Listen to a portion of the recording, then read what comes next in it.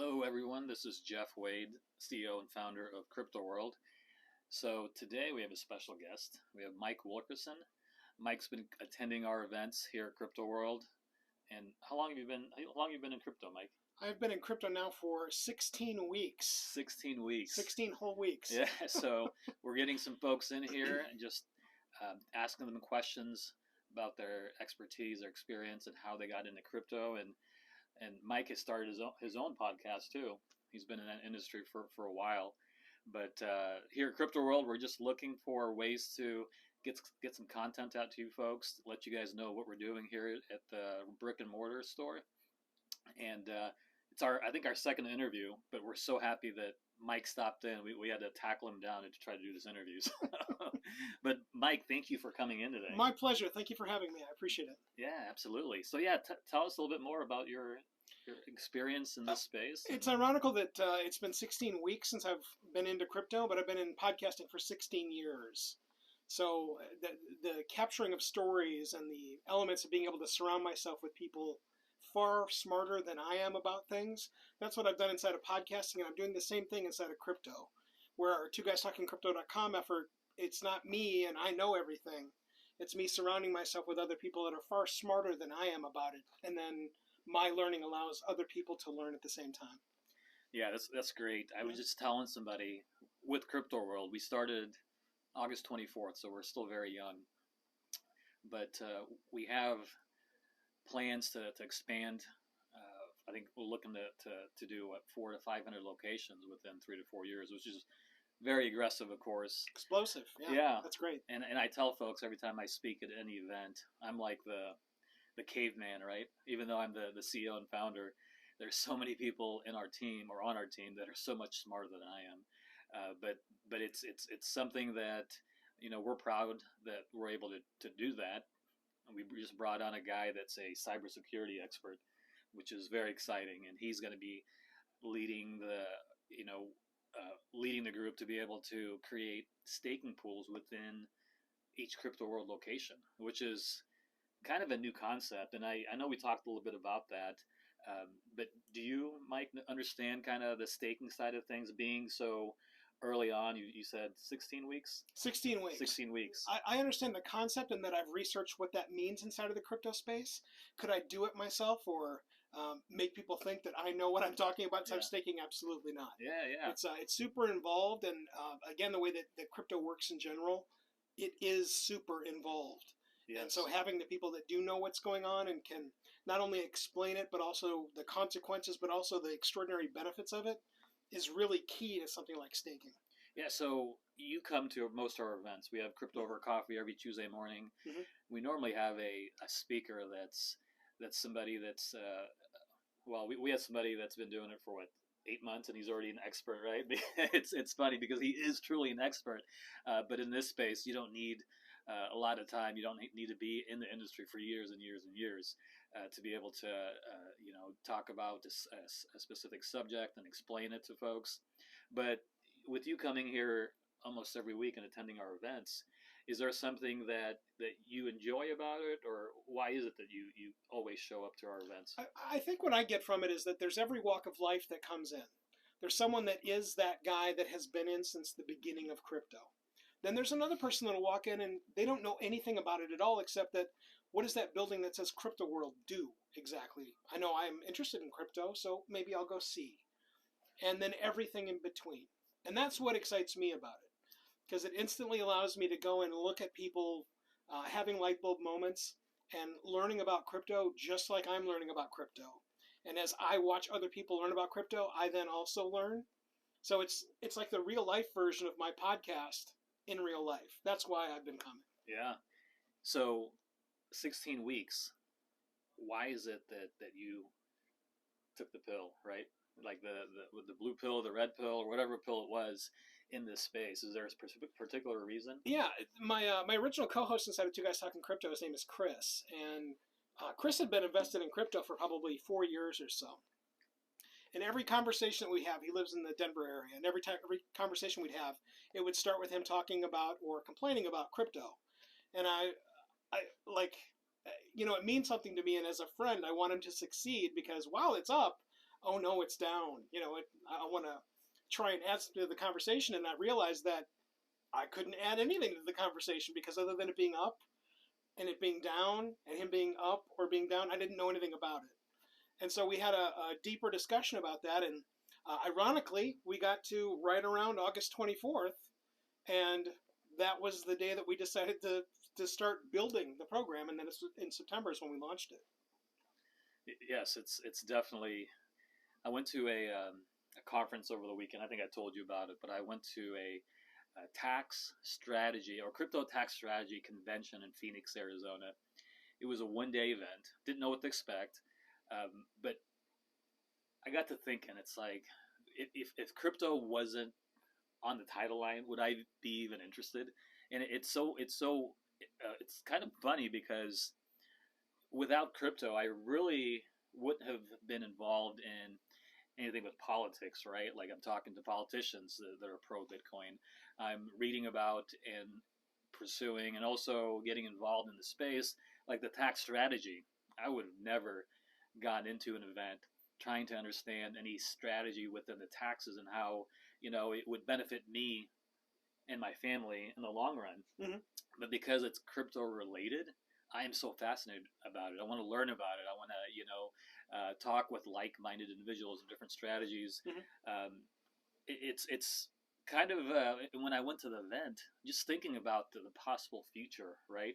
And I know I said this earlier, but having a metaverse and buying plots of land in a metaverse and being able to rent out that a portion of that plot of land or that building within a metaverse, it's just like holy cow! It's like 2-3 layers deep, and it's exciting.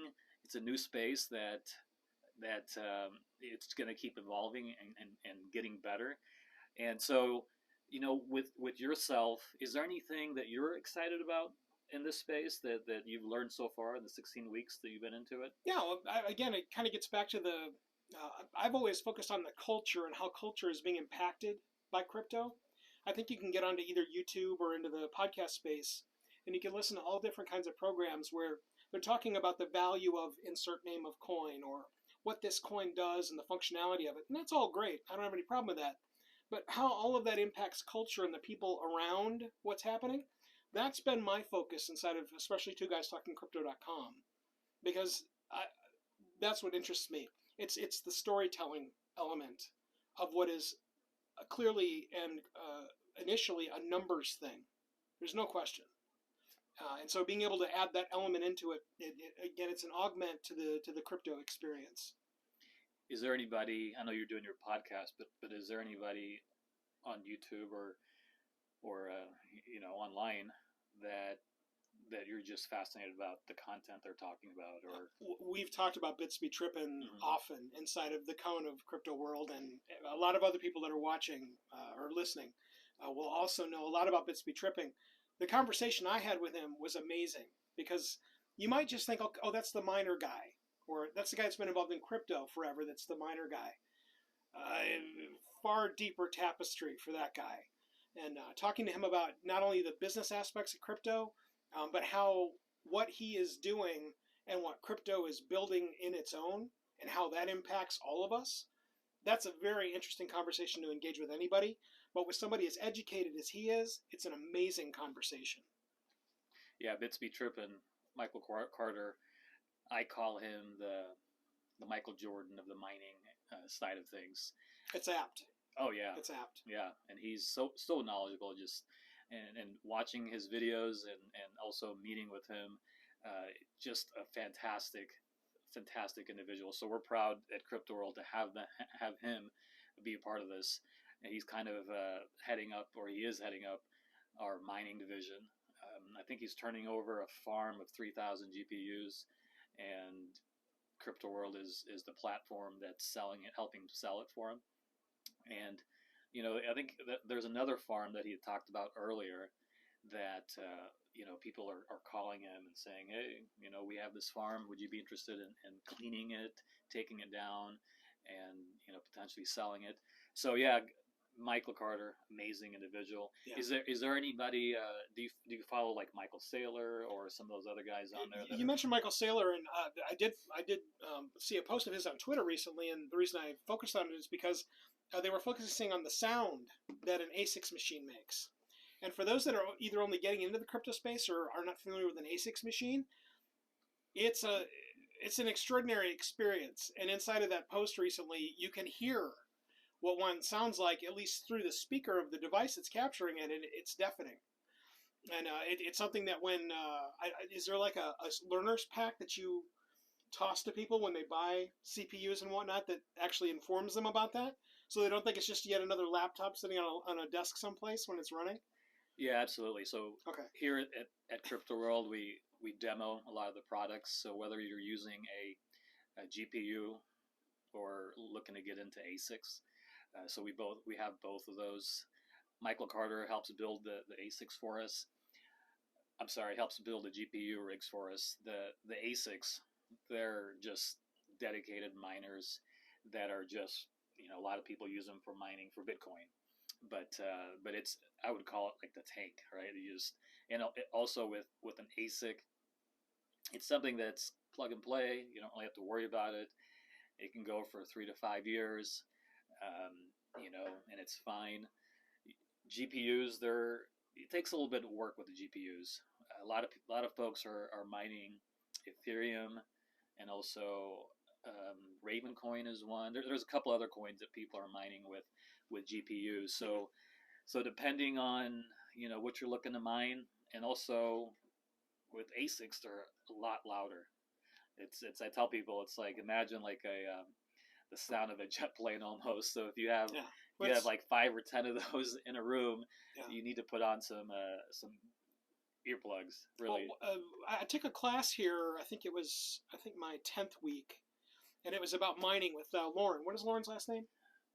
Oh man, McWorthy, I think, or McNetty or something like that. I'm sorry. It's okay. He's a new guy that joined our team as far as in teaching. Yeah, Lauren's class was excellent, and one of the things that he mentioned in there was how loud these machines were. And so after going to that class, I left, and then I went and researched the sound. It's between 85 and 100 decibels. And for those of you that are curious, a jet airplane is 120 decibels. So it is significant, in particular inside of a very small enclosed space. So if you're considering getting one of those dedicated machines, just know that this is not the machine that sits in the breakfast nook, next to where everybody's reading a newspaper in the morning. I suppose you could, but it's an incredibly loud machine. And again, that was Michael Saylor. Other people in the space, there are some. That's also one of the reasons I got into the podcast space, is because the podcasts that I listened to, they felt very empty, where they're either talking about a coin or they're talking about very vague things. And the vague part doesn't interest me at all. I want someone to be able to listen and grab factoids and then be able to go and utilize those in either a conversation or just in their own particular self-knowledge. And so finding someone inside, especially the podcast space for crypto, I hadn't found those people yet. And so that's why we made the program. Yeah, that's great. So if folks wanted to listen to your program, how do we get to listen to you? And or are you doing just video, audio, just podcast? It's video and audio. It's twoguystalkingcrypto.com. We'll get you started to all the links of where you can either watch or listen to that program. Yeah, hopefully I'm lucky enough to be part of your podcast. Oh, you will. Yeah, you and Jonas will rope you in. Yeah, no, absolutely. So if there's any projects, anything any coin, anything that you're looking at right now that you're most excited about? Yeah, there's actually a series we're going to start doing inside of twoguystalkingcrypto.com, and it's where we'll start visiting banks in person. And I'm going to be outside the bank. I'm going to tell people on camera I'm going inside the bank, and then I'm going to leave the bank and then explain all of the experience that I had, where we walk in and go, hey, tell me about crypto. And I've already started doing this inside of other banks, but the goal is to go across every bank that there is, especially in our local St. Louis area, and see what happens. What are people going to say, or more importantly, what aren't they going to say? The sample would be Bank of America and U.S. Bank are banks that I use, so whether in my personal life or my business lives. And both of them, you can walk in and nobody has any idea that crypto custody services are coming. Well, they are. I think U.S. Bank is the first major bank to at least. I don't know if they offer it now, but they announce that they will be offering that service. Well, and that's what struck me is that especially there's a program that we did on that. Well, I'll send you a link to it. You can include it in the show notes for this program. Inside of that, I went in and asked them, what are we doing for crypto? And they didn't know anything about the announcement that's on the web. And I found that kind of strange. So like, even if it's just like there is something coming and we don't know anything, you should empower the people that work at every bank inside of the U.S. Bank cone that's the status. The status is something is coming. When we have more for you, we'll be sure to contact you. Can I put your name on an email list or something? Yeah. Well, no, there's nothing. Yeah. Where you walk in and you get the deer in the headlights moment. Yeah. Bank of America was something similar. The difference is that I walked into Bank of America and I said, hey, what can you tell me about crypto? And it's where this hush came over everybody that was behind all of the benches that were working there. And I didn't quite understand this. They said, we'll get Charlie. So they went and got Charlie, and Charlie ushered me into his office and closed the door. And I'm like, am I going to be murdered behind doors or something? Anyway, he sat me down and he said, so tell me what your interest in crypto is. And I said, well, I'm into the space. I'm new, and I have several accounts at Bank of America, and I'm curious, what's going to be happening with Bank of America? Well, Charlie shared that Merrill Lynch is going to be brought in as the partner for Bank of America to marshal everything inside of the initial. They're not going to be calling it crypto custody services. I don't know what they're going to call it because they didn't have any information on it. But that's what he told me, was that Merrill Lynch would be tethered to Bank of America to provide the cryptocurrency stuffs that are going to be provided to customer populace inside of the cone of Bank of America. Okay. So that really that solidified the idea that I need to go and do that. Where what is going to happen with your bank and crypto? Well, here, go and look. And then you can pick your bank out of a list and go and see what I found. Yeah, that's very interesting. I think I Googled some of the banks that are friendlier, right, for crypto. I think Bank of America and U.S. Bank were a few that are listed. I guess that they haven't told their employees yet anything about it. They just want to probably... I don't know that they can. Yeah. And it's not because it's a secret. It's because they don't know. Yeah. And also I really believe that. Trying to figure out how they could capitalize, right, on something like this.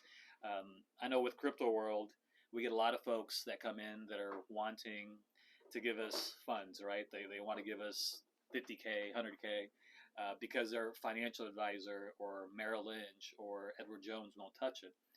So we're about 60 days out from being able to be a fund of a fund, which is exciting for us because now we can help those folks out. They understand the risk.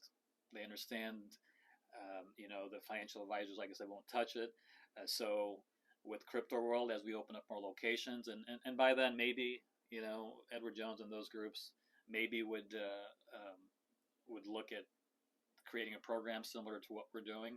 But hopefully we're kind of one of the first ones to be able to do this. So it's all very, very exciting for us. We're looking to open up a second location here within the next couple of months. Probably going to be over in the Edwardsville area is kind of where we're looking. But I think I told you earlier, we're also in about a year looking to franchise this model. We already have probably about, I would say, at least 10 people that put down letters of intent to be able to say that they get the first location once we franchise it out. So we're working on that. But Mike, man, I appreciate you coming in here and talking to us about what you're doing. Check him out at twoguystalkingcrypto.com. Okay, and if I'm new to this whole YouTube and also liking, but if you like what we're doing here, please like, share, talk to folks about it, and we're going to continue having amazing speakers and interviews like Mike over here on our shows, and hopefully, like I said, he'll invite us to his show. But we appreciate the time, Mike. No, thanks for coming in. I appreciate it. Thanks so much. Welcome to Crypto World.